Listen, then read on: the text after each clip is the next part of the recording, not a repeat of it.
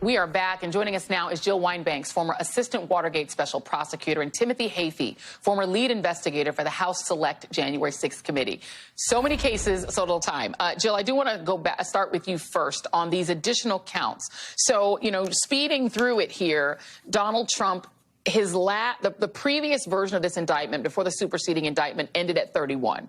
This now goes up into the 40s. And there are new counts against Trump, and there were also counts against Carlos de Oliveira and additional counts against Walt Nauta. I don't know how much of this you've been able to go through, but tell me what you make of these new charges, because it does give new narrative about this, what really does look like a sort of hide the ball from the government case.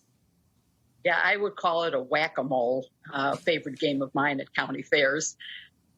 It reminded me, first of all, of how powerful the original indictment was. Yes. And with this added information, it is absolutely a blockbuster. It is an amazing, not only in terms of the crimes committed, but in terms of the authoritarian tactics that Donald Trump used in this connection. The obstruction of justice, of course, now reminds me of what happened in Watergate. The obstruction, the concealment, the cover-up, it's all happening. And I have to think, and I am ever an optimist, could this be the straw that breaks the camel's back? Is this when the MAGA crowd finally goes, oh, my God, like Richard Nixon, he is a crook. He's terrible. He is really not helping us. He is acting in his own regards. And this, the flooding of the place where the storage was happens right after all this and is done by the person who is now also indicted. So it's really a great story, well told. It will be very powerful in front of a jury. I hope we finally get cameras in a federal court, because that's something that everybody should see, especially the Trump supporters.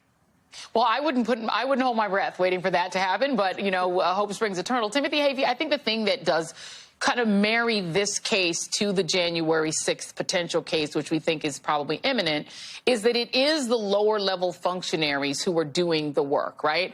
Donald Trump calls the tune and then they do the dance, and they generally go to prison. I cannot see any way out for someone like Carlos de Oliveira or Walt Nauta. The low-level guys, they're going to jail. Yeah, it's an interesting point, Joy, and you're right that there's a connection between these two cases, and that's Walt Nauta. Walt Nauta was a White House valet, and he was present in the White House on January 6th. We didn't interview him. We didn't have access to him. But let's assume that the looming indictment and his legal jeopardy prompts him to cooperate with the special counsel, he would have information not just about the pending indictment about classified documents, but potentially have important information about January 6th.